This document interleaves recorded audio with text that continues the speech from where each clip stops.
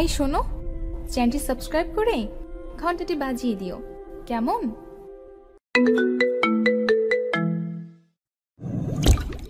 আমি কি এতটাই পাপিষ্ঠা? তুমি কতটা পাপিষ্ঠা সেটা জানো না। তুমি কি বুঝতে পারছো কতটা পাপিষ্ঠা তুমি? স্বামী বিদেশে রয়েছে 3 বছর আর তুই গর্ভবতী হয়ে গেলি কিভাবে? কালনাগিনী বের হয়েছে আমার বাড়ি থেকে। তোকে তো এই বুকে জায়গা দিয়েছিলাম, কিন্তু তুই এমন নষ্টামি করতে পারলি? আমার ছেলে আজকে 3 বছর বিদেশে আছে আর তুই নিজের পেট বাঁধিয়ে বসে আছিস।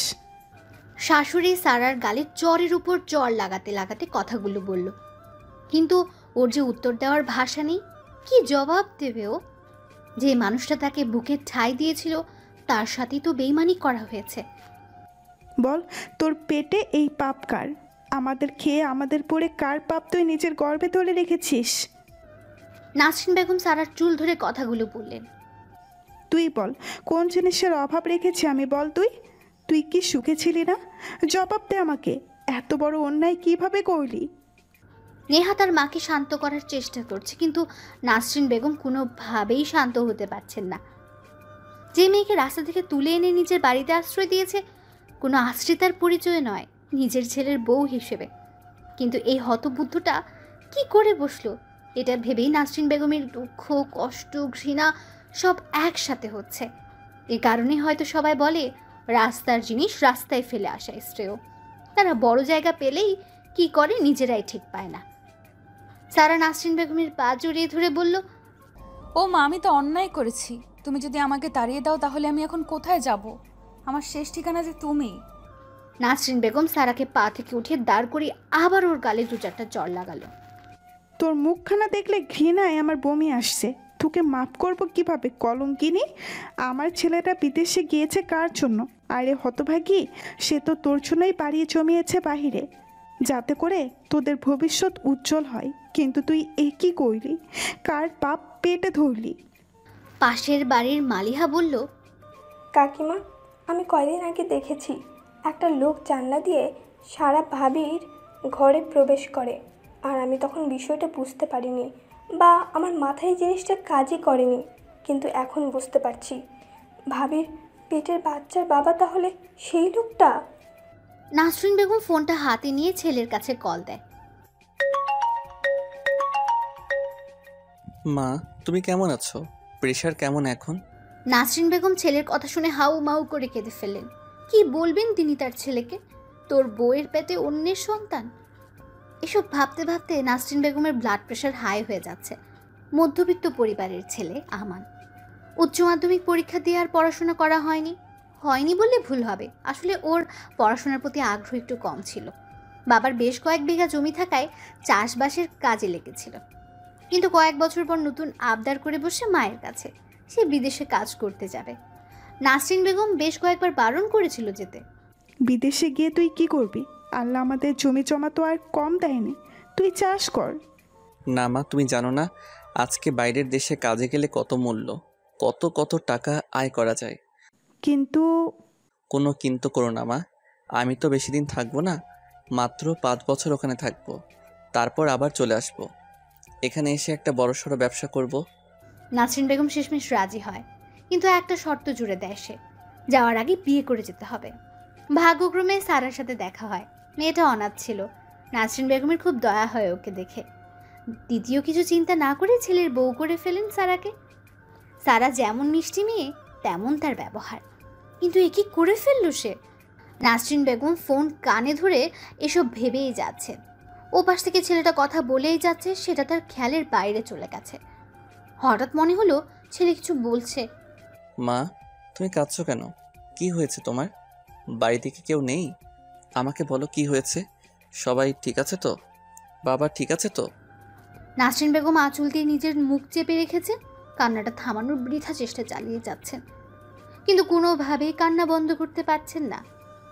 বাবারে, আমাকে মাফ করে দিস, আমাকে মাফ করে দিস। মা হয়ে তোকে বিপদের মুখে ফেলে দিয়েছি। কোনো বিপদে ফেলেছো মা? বিদেশে তো আমি নিজ ইচ্ছায় এসেছি, তাছাড়া আমি তো সুখেই আছি। বিপদ কিসের? তোকে বিয়ে দিয়ে আমি সর্বনাশ ডেকে এনেছি।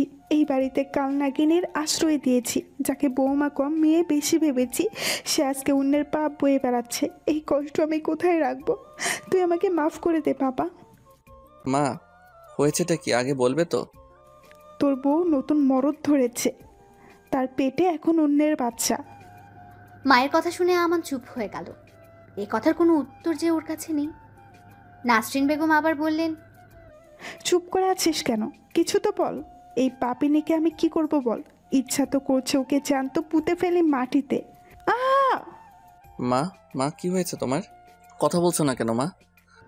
নাসরিন বেগম ছেলের সাথে কথা বলতে বলতে অজ্ঞান হয়ে যান।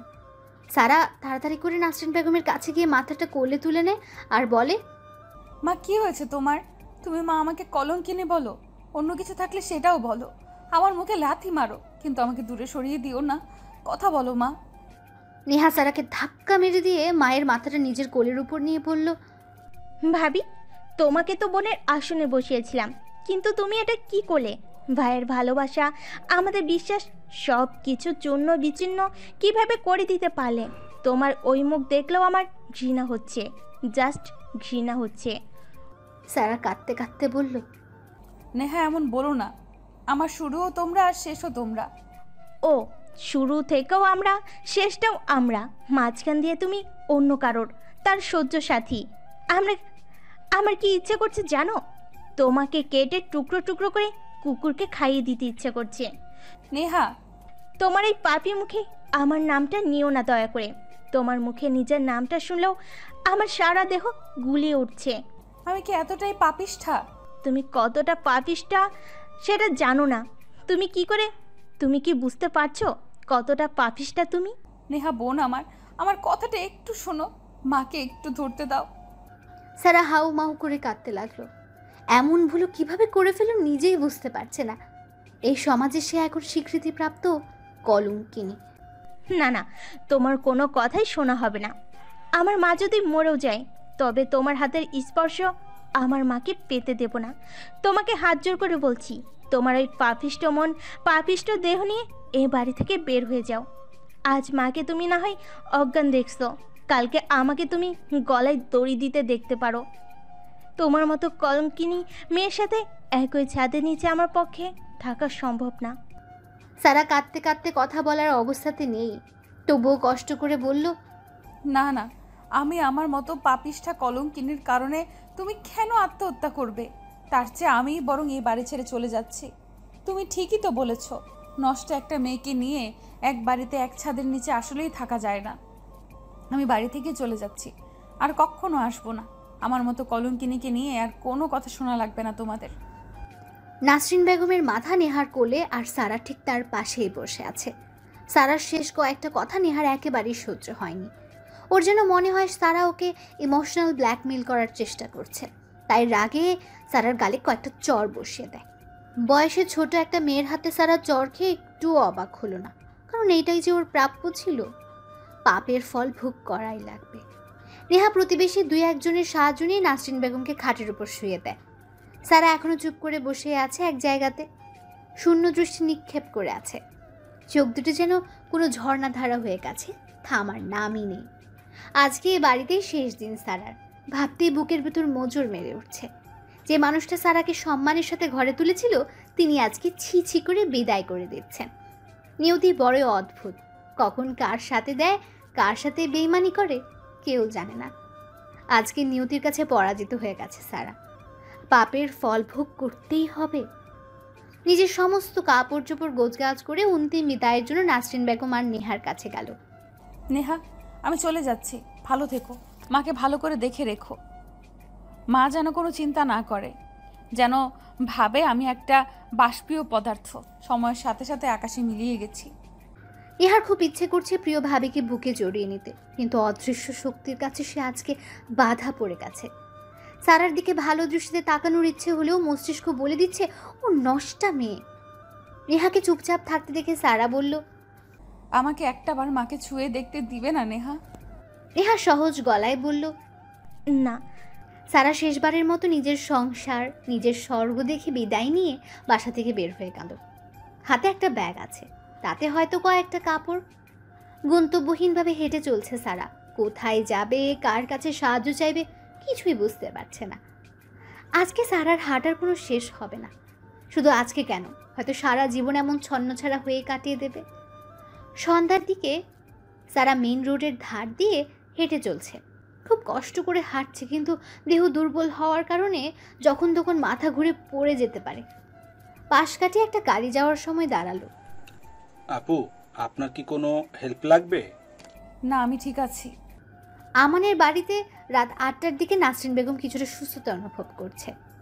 নেহা থালা থেকে ভাত আর ডাল দিয়ে মাকে নিজ হাতে খাইয়ে দিচ্ছে। নাসরিন বেগম খাবার মুখে নিতে গিয়েও নিতে পারলেন না, আবার সেই কান্না শুরু করে দিলেন। নেহামা, বলতো ওকে কিসের অভাবে রেখেছিলাম? ও এটা কি করলো? আমাদের বিশ্বাসকে নিয়ে এভাবে খেলা করতে পারলো কিভাবে? মা, যে গেছে তার চিন্তা বাদ দাও, তুমি খেয়ে নাও তো। নেহা, সারা এখন কোথায় আছে? ওর কোনো খোঁজ পেয়েছিস? মা, ওই কালনাগিনী বিদায় হয়েছে, ভালোই হয়েছে। ও জাহান্নামে যাক, তুমি ওর চিন্তা কেন করবে? নেহা আর নাসরিন বেগম কথা বলছিল, এমন সময় পাশের বাড়ির কণিকা নেহাদের বাড়িতে এসে বলল, নিহাপু, টিভিতে দেখো কি খবর হচ্ছে, চমকে যাবে তুমি। নেহা টিভি অন করার সাথে সাথেই সত্যি চমকে উঠল, কারণ খবরে বলছে সারা নামের একজন মেয়ে তার 3 পুরুষকে অনৈতিক কাজের জন্য গ্রেফতার করেছে পুলিশ। নেহা খপ করে টিভিটা বন্ধ করে দেয়। ছি, শেষমেশ ওই পাপিষ্টার খারাপ কাজের জন্য পুলিশ তো হলো। ছি। রাগের পেছনে সারার জন্য নেহার মনে যে ভালোবাসাটা ছিল সেটা এক নিমেষেই শেষ হয়ে গেল। হ্যাঁ সত্যি, খবরে দেখানো মেয়েটা নেহার ভাবি সারাই ছিল। কথাটা বলার সাথে সাথে সারা তার আশেপাশে আরও 2 জন মানুষের উপস্থিতি টের পেল। এই লোকগুলো ওই গাড়ির ভেতরে ছিল। রাতে এমন একটা সুন্দর মেয়েকে দেখে তাদের মনের ভেতর অন্য কিছু কাজ করছে। সারা লোকগুলোর কাছ থেকে একটু দূরে গিয়ে দাঁড়ালো। মানুষগুলোকে কেন যেন ওর একটু ভাল লাগছে না। কথার ভেতরে একটা অন্য ভাব আছে যেগুলো প্রকাশ করা যায়। গাড়ির চালক লোকটা সারাকে চুপ থাকতে দেখে আবার বলল, কি ব্যাপার সোনামণি, কথা বলছো না কেন? আবার আমাদের থেকে দূরেও সরে যাচ্ছ? সারা লোকগুলোর মতলব ভালোভাবেই বুঝে গেছে, কিছু না ভেবে পালাতে গেল, কিন্তু পুরুষ মানুষের সাথে দৌড়ে পেরে ওঠে না সারা। তাদের হাতে ধরা পড়ে যায়, চিল্লাচিল্লি করতে থাকে, কিন্তু আশেপাশে সাহায্য করার মতো কেউই ছিল না। লোকগুলো সারাকে জোর করে গাড়িতে তুলে ফেললো, কাপড় দিয়ে চোখ আর মুখ বেঁধে ফেললো। সারাকে বিছানায় ফেলে একে একে নিজেদের শার্টের বোতাম খুলতে থাকে লোকগুলো। আপনাদের দোহাই লাগে, আমাকে ছেড়ে দিন। একে একে খ্যাক খ্যাক করে হেসে বলে, ছেড়ে তো দেবই সুন্দরী, তার আগে। সারার বুক কেঁপে ওঠে। এই জানোয়ারগুলো থেকে নিজেকে বাঁচাবে কিভাবে? কলঙ্কিনীর গায়ে আর কত কলঙ্ক লাগবে? সারা শেষবারের মতো অনুনয় করতে থাকে, আপনাদের পায়ে পড়ি, আমাকে ছেড়ে দিন। আমার গর্ভের সন্তান আছে, আপনারা এত বড় পাপ করবেন না। সুন্দরী, তোমাকে দেখে তো ক্লাস 9-এর মেয়ে মনে হচ্ছে। তা পেটের বাবুটার বাবা ঠিকঠাক আছে নাকি আমরা স্বীকৃতি দেব? লোকগুলোর হাসি সারার দেহে ঘিন ঘিন লাগিয়ে দিচ্ছে। খারাপ মানুষের ভাষা কোনোদিন ভালো হতেই পারে না। এদের থেকে বাঁচার কোনো উপায় নেই সারার। সারার উপর যেই না ঝাঁপিয়ে পড়বে, অমনি সেই সময় দরজা ভেঙে পুলিশ প্রবেশ করলো। আজকে তোরা আমাদের হাত থেকে বাঁচতে পারবি না। ইয়াবা বিক্রি করে অনেক টাকা কামিয়েছিস, আর এখন মেয়ে নিয়ে ফুর্তি করছিস। বাইরের আলো আর কোনো দিন দেখতে পারবি না। সারা পুলিশকে দেখে দেহে প্রাণ ফিরে পায়। তাড়াতাড়ি লোকগুলোর পাশ কাটিয়ে দৌড়ে পুলিশের কাছে গিয়ে হাঁটু গেড়ে বসে হাউমাউ করে কাঁদতে লাগে আর বলে, আপনাদের অসংখ্য ধন্যবাদ। আজকে যদি আপনারা না আসতেন তাহলে হয়তো। অতিরিক্ত কান্না করার ফলে সারা ঠিকমতো কথা বলতে পারছে না। পেছন থেকে লোকগুলো ভেতর থেকে একজন বলে ওঠে, তোমাকে যে 5,000 টাকা চুক্তি করে এক রাতের জন্য নিয়ে আসলাম, আর এখন পুলিশকে পেয়ে সাধু সাজার চেষ্টা করছো? সারা যেন আকাশ থেকে পড়ল। এদের এহেন কথায় সারা নিজের কথাই হারিয়ে ফেলেছে। মানুষ নিচে নামতে নামতে কোথায় চলে গেছে? একটা নিরীহ মেয়েকে তুলে এনে তার নামে এমন কলঙ্ক লাগিয়ে দেবে? নিরীহই বা কোথায়? সারা তো কলঙ্কিত, আর একটু বেশি কলঙ্ক লাগলো। কিন্তু এই কলঙ্ক কি এখানেই থেমে থাকবে, নাকি আরও বাড়তে থাকবে? একজন মেয়ে পুলিশ সারার চুলের মুঠি ধরে, এই পতিতার বাচ্চা, এত ভালো সাজার নাটক কিভাবে করিস? বিশ্বাস করুন, এই লোকগুলো আমাকে তুলে এনেছে। এখন নিজেরা ধরা পড়ে আমাকে মিথ্যা অপবাদ দেওয়ার চেষ্টা করছে। পুলিশ আর কোনো কথাই শুনল না। সারা আর বাকি আসামিদের থানায় নিয়ে চলে গেল। এদিকে এলাকার বড় ইয়াবা ব্যবসায়ীরা পাকড়াও হয়েছে, সেটা মিডিয়ার কানে পৌঁছে যায়। তারা সাথে সাথেই থানায় চলে আসে। পুলিশের কাছে সমস্ত ঘটনা শুনে তারা সারাকে বাজারের মেয়ে বলে মিডিয়ার সামনে তুলে ধরে। অনেক নিজের কাজ শুরু থেকে কিছু না জেনেই মুখের কথা প্রচার করা, যার জন্য সারার গায়ে নতুন কলঙ্কের কালি লেগে গেল। নেহা আর নাসরিন বেগম টিভিতে শুধু বানোয়াট একটা প্রচারণা দেখল, যেখানে না দোষ আছে সাংবাদিকদের, না সারার, আর নাই বা পুলিশদের। ওই মানুষরূপী জানোয়ারগুলোর জন্য সব আজ অপবাদের উপর অপবাদ সারার গায়ে এসে পড়ল। সবাইকে জেলের ভেতর ঢোকাতে গেলে সারা বারবার আকুতি মিনতি করতে থাকে আর কথা একবার শোনার জন্য। ওসি মিসেস রেহানার সামনে বসে আছে সারা। হ্যাঁ বলো, তুমি কি বলতে চাও? সারার সাথে ঘটে যাওয়ার সমস্ত ঘটনা খুলে বলল। তুমি ইচ্ছা মতো বানিয়ে বানিয়ে সব কিছু বলবা আর আমি বোকার মতো মেনে নেব? আমার পেটের সন্তানের কসম খেয়ে বলছি, আমার কোনো অপরাধ নেই। আপনি যাচাই করতে পারেন। মিসেস রেহানা লকআপের ভেতর গিয়ে ওই তিনজনকে ভয় দেখালো যে সত্য কথা না বললে ক্রস ফায়ারে দেবে। মৃত্যু ভয় সবাই পায়, তারাও পেয়ে স্বীকার করে যে তারা মেয়েটাকে জোর করে তুলে এনেছে। মিসেস রেহানা যে মানুষটা পুলিশের চাকরির জীবনে কোনোদিন মাথা নিচু করেনি, সে আজকে সারার হাত ধরে মাথা নিচু করে বসে আছে। আমাকে তুমি মাফ করে দাও মা, আমার আগেই তোমার কথা শোনা উচিত ছিল। আমার এই অপরাধের যে কোনো ক্ষমা নেই। আপনি এমন বলবেন না। আপনি যেটা ভালো মনে করেছেন সেটাই হয়েছে। তাছাড়া লোকগুলো সেই সময় যেভাবে কথাগুলো বলছিল সেটা বোঝার ক্ষমতাও ছিল না যে সেগুলো মিথ্যা বানোয়াট কথা। কলঙ্ক তো আমার গায়ে লেগেই আছে, আর একটু লাগলো আর কি। তুমি তোমার শাশুড়িকে কেন বলনি আসল সত্যটা? তার যে সত্যটা হজম করার মতো দেহের অবস্থা নেই। যদি বলি তাহলে তিনি মারা যাবে। আমি কি করে তাকে মেরে ফেলি? যেই বুকে আমায় আশ্রয় দিয়েছে, আমি কিভাবে সেই বুকটাকে দুনিয়া থেকে বিদায় করে দেই? থানাতে সারা এবং মিসেস রেহানার কথোপকথন। আমার বাবা মাকে এসবের কিছুই জানতাম না। যখন জ্ঞান বুদ্ধি হয়েছে তখন থেকেই নিজেকে অনাথ হিসেবেই জেনেছি। একটা অনাথ আশ্রমে জীবনের 20 থেকে 21 বছর পার করেছি। আশ্রমটি ছিল আমার মা, আশ্রমটি ছিল আমার বাবা। কিন্তু এলাকার প্রভাবশালী এক লোকের ছেলে, নাম শিহাব, আমার উপরে কুনজর পড়ে। সে আমাকে আমার বাবা মার কাছে থাকতে দেয় না। সে বারবার আমাকে কুপ্রস্তাব দেওয়ার চেষ্টা করে। আমি অনেকবার পুলিশ কমপ্লেন করেছি এবং আশ্রমের পরিচালককেও বলেছি, কিন্তু ক্ষমতা তাদের হাতে থাকায় আমার কোনো লাভ হয়নি। একদিন রাতে আমার ঘরে বসে বসে কবিতা লিখছিলাম। হঠাৎ দিয়া নামের একটা মেয়ে এসে বলল, সারাপু, সারাপু, তুমি এক্ষুনি পালিয়ে যাও, বিপদ আসছে। মেয়েটার বয়স ছিল 8 কি 9 বছর। তার গালটা একটু টেনে দিয়ে আদর করে বললাম, আমার আবার কিসের বিপদ? জানো সারাপু, আমি যখন বাথরুমের দিকে যাচ্ছিলাম তখন অফিস রুম থেকে কিছু মানুষের ফিসফিসানি শুনতে পাই।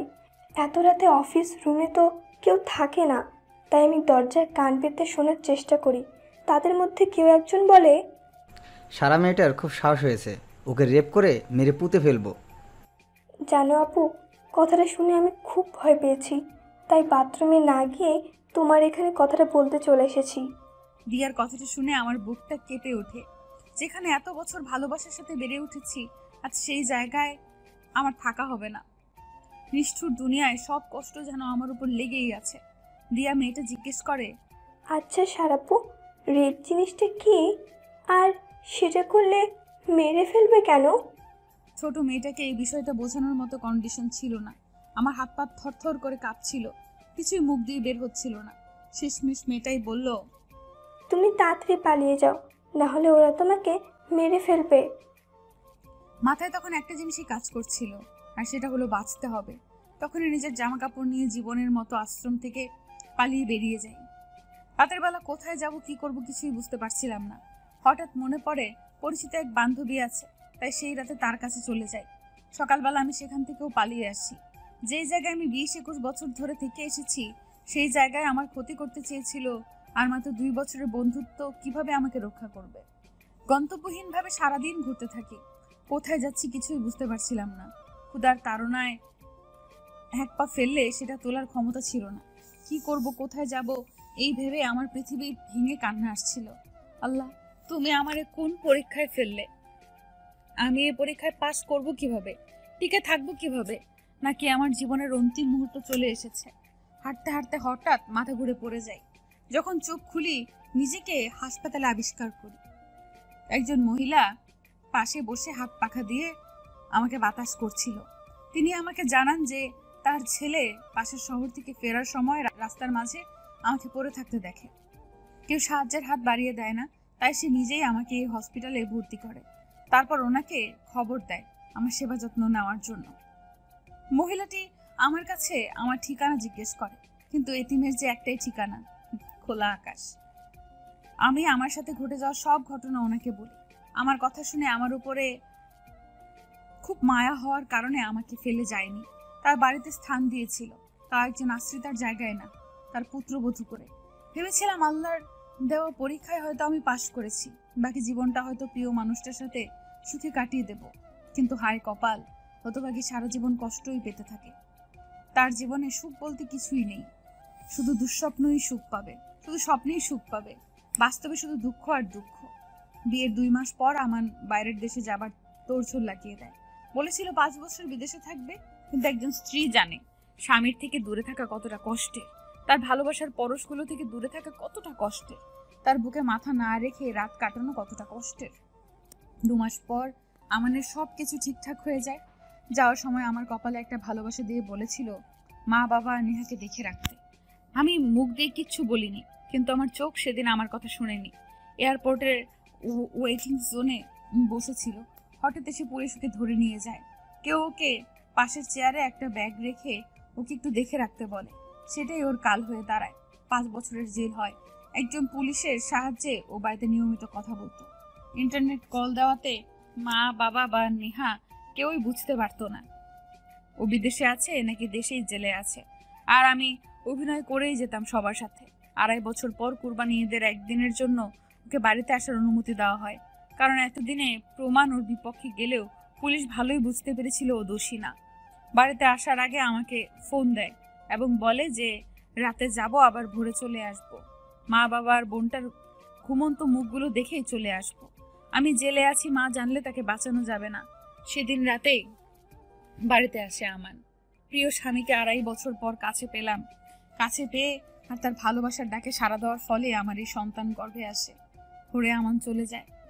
আমি আমার প্রেগন্যান্সির কথা প্রায় 4-5 মাস লুকিয়ে রাখার চেষ্টা করি। পেট একটু একটু করে বাড়তে থাকে, তবু যতটা সম্ভব নিজেকে লুকিয়ে রাখি।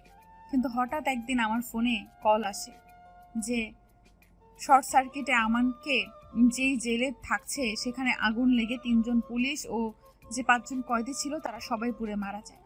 আমার পায়ের নিচ থেকে মাটি সরে যায়। আমার পৃথিবী যেন অন্ধকার হয়ে যায়। আমি কোনো রকম ভাবে বলি তার লাশ যেন বাড়িতে না পাঠানো হয়, মা দেখলে তাকে বাঁচাতে পারবো না। ফোনটা কোনো রকমে রেখেই আমি মাটিতে লুটিয়ে পড়ি। ডাক্তার এসে চেক আপ করে জানায় আমি প্রেগনেন্ট। তারপর একে একে সারা সব কিছু মিসেস রেহানাকে বলল। তবুও তোমাকে সত্যিটা তোমার শাশুড়িকে জানানো উচিত ছিল।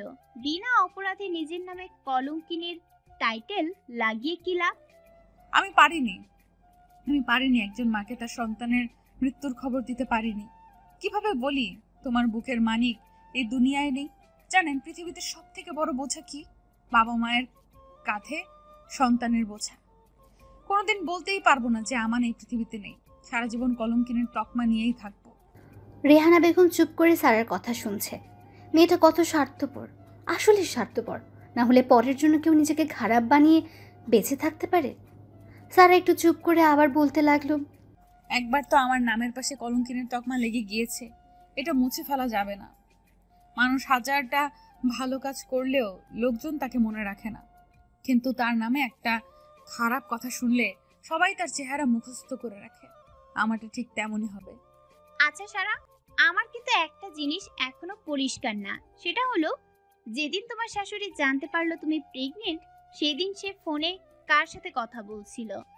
সেটা যদি তোমার স্বামী না হয়ে থাকে তাহলে কে ছিল? সে তোমার কি কোনো বন্ধু?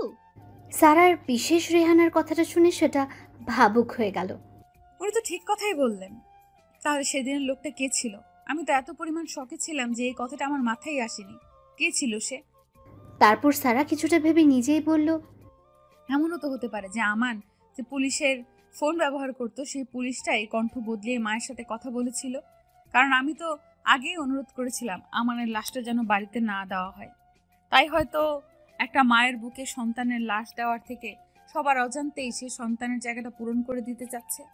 মিসেস রেহানা নিজের চেয়ার থেকে উঠে সারার পাশে এসে দাঁড়িয়ে বলল, কিছু মনে করো না সারা, আমি একটা কথা বলি। আমি তো পুলিশ, তাই সবকিছু সন্দেহের চোখে দেখি।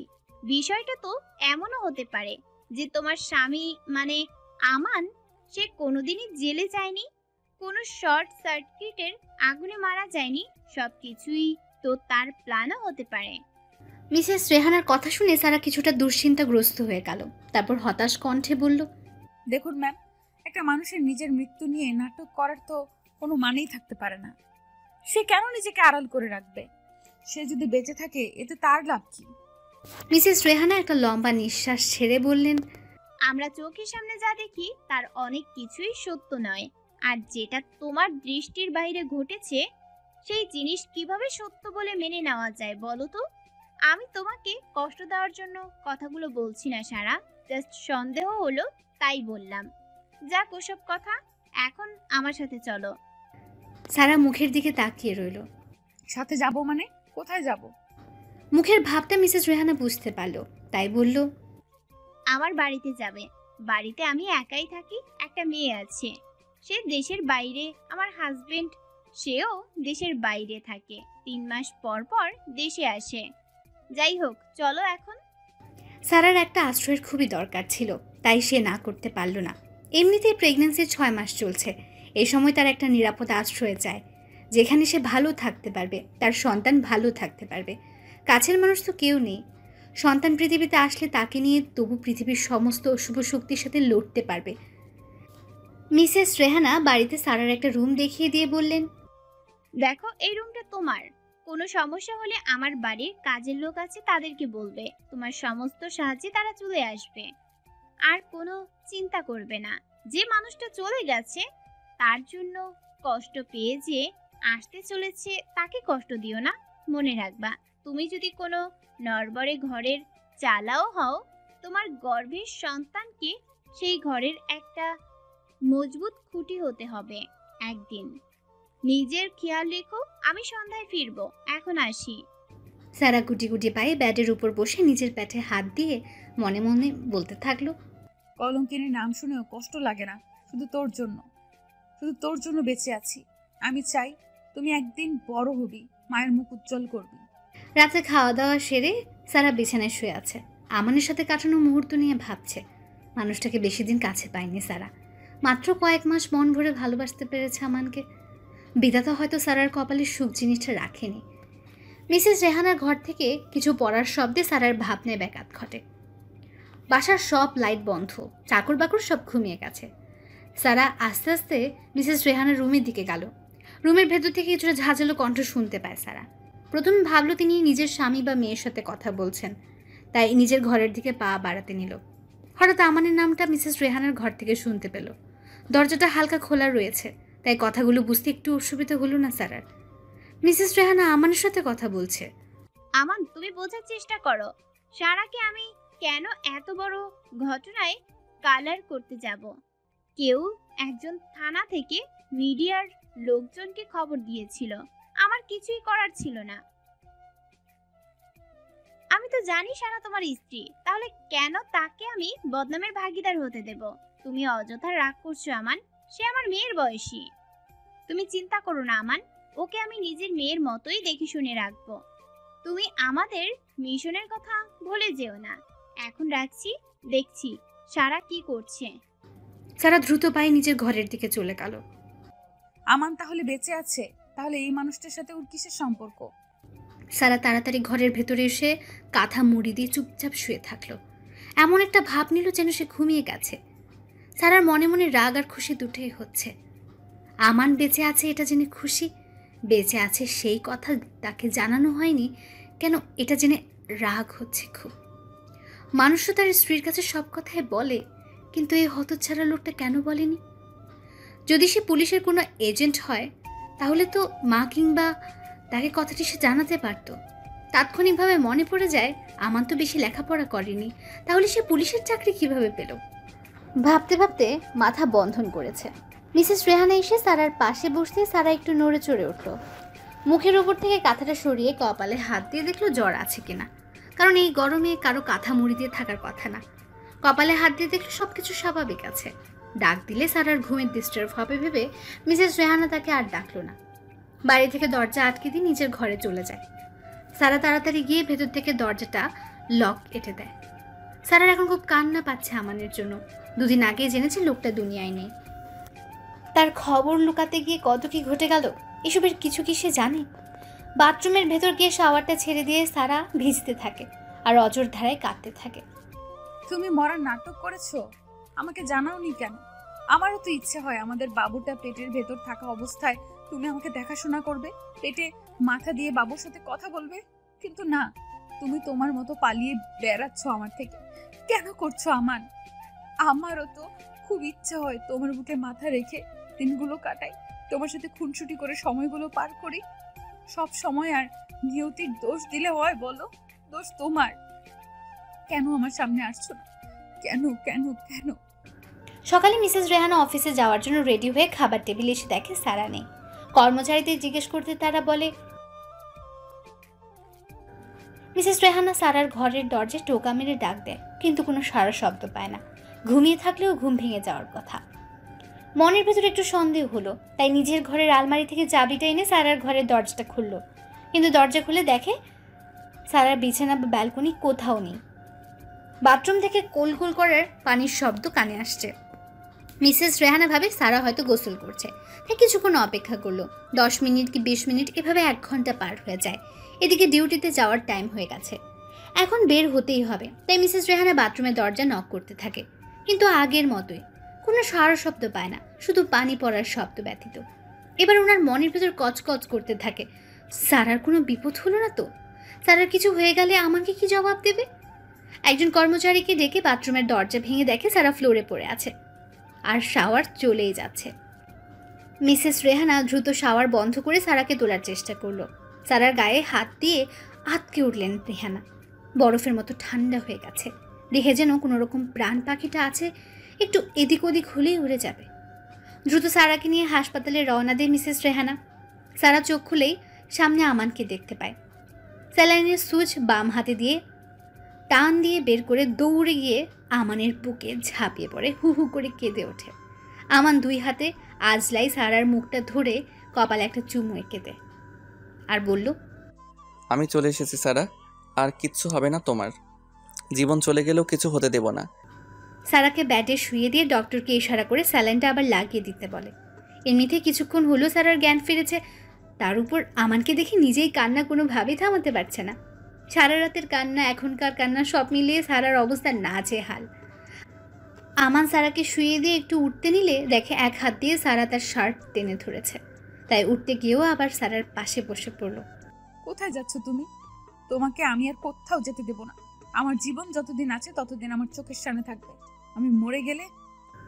আমান হাত দিয়ে সারার মুখ চেপে ধরে। এই জীবনে শুধু তোমার জন্যই সব সারা, তুমি না থাকলে আমান কিছুই না। খবরদার, আর মরে যাওয়ার কথা বললে কিন্তু আমি এবার সত্যি সত্যি মারা যাব। আমানের কথা শুনে সারা ফুপিয়ে উঠল। আমান বুঝতে পারলো সে ভুল কিছু বলে ফেলেছে, তাই 1000বার সরি বলল। তোমার জন্য আমার কথা শোনার লেগেছে সবার কাছে। আমার ছোট্ট নেহা, তার কাছে চর খাওয়া লেগেছে। কত কষ্ট হয় জানো? সারা, তুমি হাইপার হয়েও না, সব ঠিক হয়ে যাবে। আমি তো চলে এসেছি, আর কোনো অপবাদ তোমার থাকবে না। সেই দিনই হাসপাতাল থেকে রিলিজ দিয়ে সারাকে নিয়ে বাড়ির উদ্দেশ্যে রওনা দেয় আমান। যদিও এত তাড়াতাড়ি এসব করার ইচ্ছে ছিল না, কিন্তু মিসেস রেহানা বলল যে ওকে আর এত কষ্ট দেওয়া ঠিক হচ্ছে না, তাই সব কিছু এত তাড়াতাড়ি। গাড়ি থেকে নেমে আমান সারাকে বলল, একটু অপেক্ষা করো, আমি আসছি। এই রাতে এমন সুনসান জায়গায় আমান কোথায় যাবে? তাই সারা পিছু নিল। আমান 3 জন লোককে টাকার একটা বান্ডেল দিল। এরা তো সেই 3 জন যারা গত পরশু আমাকে তুলে নিয়ে গেছিল। এরা তো আমার সাথে, আমার নিজেই তাহলে এসব করেছে। এটা করে ওর লাভ কি ছিল? কি হচ্ছে এসব আমার সাথে? দ্রুত ওখান থেকে চলে এসে গাড়িতে বসে পড়ল সারা। এখন আমি চুপচাপ থাকবো? আমাদের এইসব করার পেছনে রহস্য আমাকে জানতেই হবে। গাড়িতে চুপচাপ বসে আছে সারা। একটু ভয় ভয় করছে তার। ভয় করারই কথা, কারণ আমানের একদিকে পুলিশের সাথে সম্পর্ক, অন্যদিকে এই খারাপ লোকগুলোর সাথে সম্পর্ক। যেন একটা গোলক ধাঁধার ভেতরে আটকে গেছে সারা, যার ভেতর থেকে বের হতে চাচ্ছে কিন্তু সেটা সারাকে বের হতে দিচ্ছে না। আমান এসে সারার পাশে বসলো। আমানকে দেখে সারা যেন কুকড়ে যাওয়ার চেষ্টা করছে।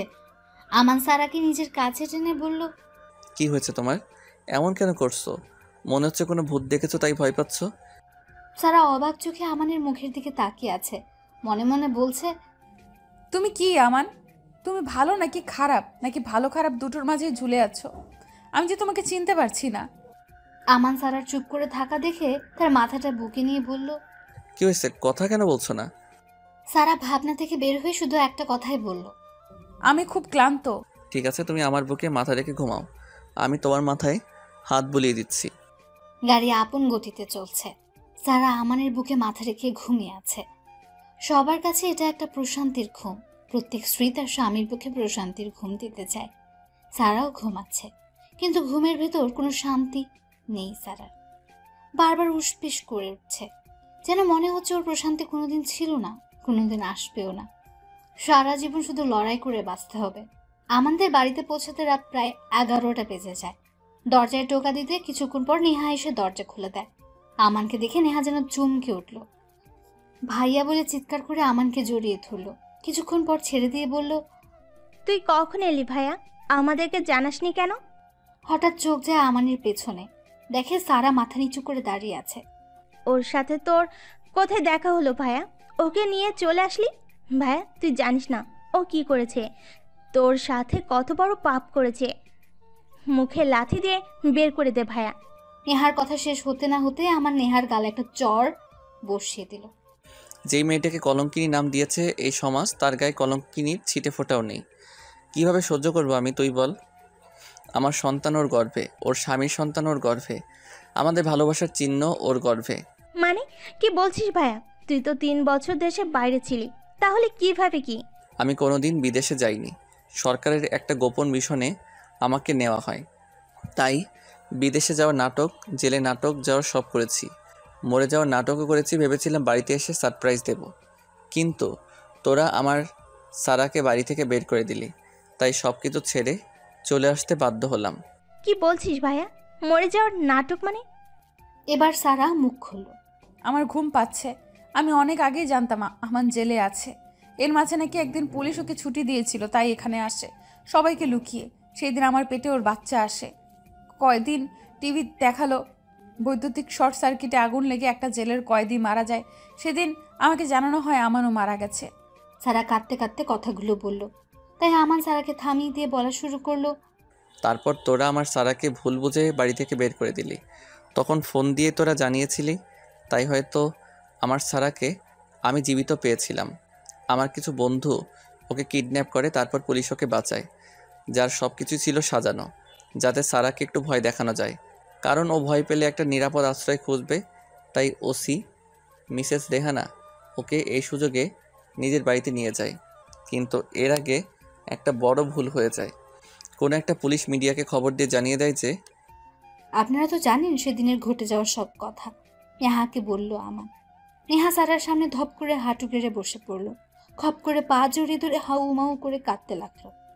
ভাবি, আমি কোন মুখে তোমার কাছে মাপ চাবো জানি না, কিন্তু নির্লজ্জর মতো বলছি, আমাকে মাপ করে দাও। এই হাত দিয়ে আমি তোমাকে চড় মেরেছি। আমি তোমার কোনো কথাই বিশ্বাস করিনি। সারা নেহাকে উঠিয়ে বলল, তোমার কোনো দোষ নেই নেহা। তোমার জায়গায় আমি হলেও এমনই করতাম, কারণ সত্যটা তুমি জানতে না। নাসরিন বেগম ঘর থেকে বের হয়ে ছেলেকে দেখে খুব আশ্চর্য হলেন। খবর না দিয়ে চলে আসলো এটা ভেবে। সারার দিকে চোখ পড়তে তেড়ে গেল ওর সামনে। নেহা মায়ের এমন আচরণ দেখে সারাকে আগলে দাঁড়ালো। মা, এত বড় অন্যায় আর করো না। কিসের অন্যায়? এই কলঙ্কিনীকে তুই কোথায় পেলি আমান? মা, দয়া করে চুপ করো, আমার কথাগুলো শুনো আগে। নেহা একে একে মাকে সব কথা জানালো। নাসরিন বেগম আমানের সামনে গিয়ে ঠাটিয়ে একটা চট দিয়ে বললেন, তোর কারণে ফুলের মতো মেয়েটাকে আমি কি না কি বলেছি। ছি, ঘৃণায় আমার গা জ্বলে যাচ্ছে, মন বলছে মরে যাই। সারা মায়ের হাতটা ধরে, মা সব কিছু ভুলে যান। আপনাদের কাছে চলে এসেছি তো আর কোনো কষ্ট থাকবে না। আমি সব ভুলে গেছি, আপনিও সব ভুলে যান। সারাকে বুকে টেনে নিয়ে নাসরিন বেগম সারার কপালে চুমু এঁকে দিয়ে বললেন, সারা আমানের দিন খুব ভালোই কাটছিল। সারাদিন সারার খেয়াল রাখে আমান। কয়েক মাস পর সারা একটা ফুটফুটে মেয়ের জন্ম দেয়। আমানের সারার নামের সাথে মিল রেখে আয়রা নাম রাখা হয় মেয়ের। আমানের আর সারার রাত দিয়ে কয়েকদিন পর সারা মেয়েকে খাওয়াচ্ছিল। আমান বাইরে যাওয়ার সময় মেয়ে আর মেয়ের মায়ের কপালে চুমু দিয়ে বলল, একটু বাইরে যাচ্ছি, বিকালে ফিরবো। আচ্ছা, নিজের খেয়াল রেখো। আল্লাহ হাফেজ। আমান বাইরে গেলে সারা কোনোদিন আল্লাহ হাফেজ বলে না, বলে তাড়াতাড়ি ফিরে এসো। এখন এসব ভাবার টাইম নেই আমানের, তাই বাড়ি থেকে বের হয়ে যায়। সারা নিজের মেয়েকে বলল, আমার যুদ্ধ আবার শুরু হবে মা, তুই আমার সাথে থাকবি? দুধের বাচ্চা মেয়ের কোনো কথাই বুঝতে পারে না, খিলখিল করে হাসতে থাকে শুধু। বিকালে আমান বাড়ি এসে দেখে নাসরিন বেগম মাথায় হাত দিয়ে বসে আছে, নেহার হাতে একটা কাগজ। সারা বাড়িতে কোথাও নেই। আমান নেহাকে জিজ্ঞেস করে যে, সারা কোথায়? নেহা আমানের হাতে কাগজটি দিয়ে দেয়। প্রিয় আমান, আদৌ প্রিয় আছো কিনা আমি ভালো জানি। ভেবেছিলাম তুমি পুলিশের লোক, কিন্তু না, তুমি তো একটা চোর কারবারির লোক। তার সাথে মিসেস রেহানাও জড়িত। সব প্রমাণ আমার কাছে আছে, সেগুলো আমি কমিশনারের কাছে দিয়ে তারপর চলে যাব আমার আয়রাকে নিয়ে। ভাবছো আমি জানলাম কিভাবে? তুমি বাড়িতে আসার পর থেকে একটা ঘর তো তালা বন্ধ করে রাখতে। আমি কয়েকদিন আগে ওই ঘরে তালা খুলে ঢুকেছিলাম। চাবিটা তুমি হয়তো ভুলে বাড়িতে ফেলে গিয়েছিলে। সেখানে কিছু বক্স দেখতে পাই, সেগুলো খুলে দেখি তাতে অনেক বেআইনি অস্ত্র দেখতে পাই। একটা ফোন পাই, তাতে কিছু অডিও রেকর্ড পাই আমি, যেগুলো শুনে বোঝাই যাচ্ছিল তুমি পুলিশের লোক নও, তাদের শত্রু। আর মিসেস রেহানা তোমার সাহায্যকারী, যে পুলিশের পোশাক পরেও তাদের সাথে বেইমানি করে যাচ্ছে। যাই হোক, আমার মেয়েকে আমি একা মানুষ করতে চাই। এই চিঠি যতক্ষণে পেয়েছো ততক্ষণে আমি এলাকা ছেড়ে অনেক দূরে চলে এসেছি। আমি চাই না তোমার ছায়া পড়ুক আমার নিষ্পাপ মেয়ের উপর। ভালো থেকো। আল্লাহ হাফেজ। আবারও রীতি কলঙ্কিনী। বাসের সিটে বসে আছে সারা, মেয়েটা কোলেই ঘুমিয়ে আছে। সারা ঘুমন্ত মেয়ের সাথে কথা বলছে। তোকে আমি পাপ মুক্ত রাখতে চেয়েছি মা, তুই যেন আমার উপর রাগ করিস না। তোর বাবাটা ভালো না, তুই থাকবি তো আমার সাথে? মেয়েটা ছোট ছোট হাত দিয়ে মায়ের হাতের একটা আঙ্গুল ধরে চোখ পিটপিট করে তাকাচ্ছে আর মুচকে হাসছে মায়ের দিকে তাকিয়ে, যেন বলছে, মা, আমি তোমার সাথে সব সময় থাকবো, হারিয়ে যাব না কোনো দিনও।